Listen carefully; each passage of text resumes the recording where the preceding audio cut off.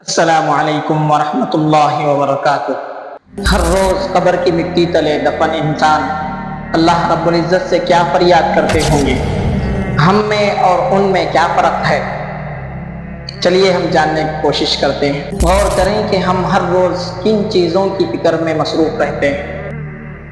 ایک بہترین زندگی، اپنے عہدے، اپنا منصب، شان و شوکت، لوگوں کی تعریفیں، ان سب چیزوں کے پیچھے ایسے مصروف ہیں کہ گویا کہ یہ چیزیں ہمیشہ کے لیے باقی رہنے والی، لیکن حقیقت یہ ہے کہ ہر چیز چھوڑ کر ہمیں اس دنیا سے جانا ہے۔ زیر زمین 2 گز زمین کا ٹکڑا ہمارا مکان، قبر کی مٹی تلے پہنچنے کے بعد سب کچھ بدل جاتا ہے۔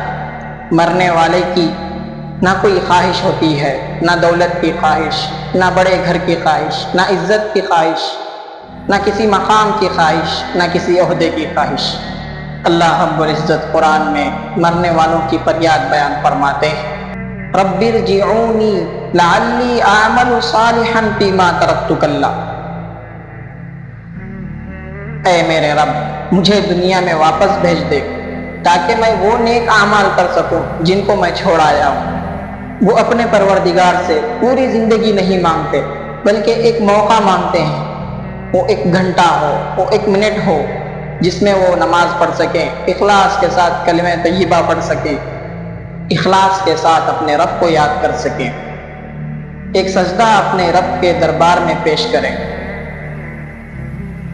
جس کے بارے میں علامہ اقبال نے کہا، وہ ایک سجدہ جسے تو گرا سمجھتا تھا، وہ ایک سجدہ جسے تو گرا سمجھتا تھا، 1000 سجدوں سے آدمی کو دیتا ہے نجات۔ لیکن انہیں جو جواب ملتا ہے وہ فیصلہ کن جواب ہے۔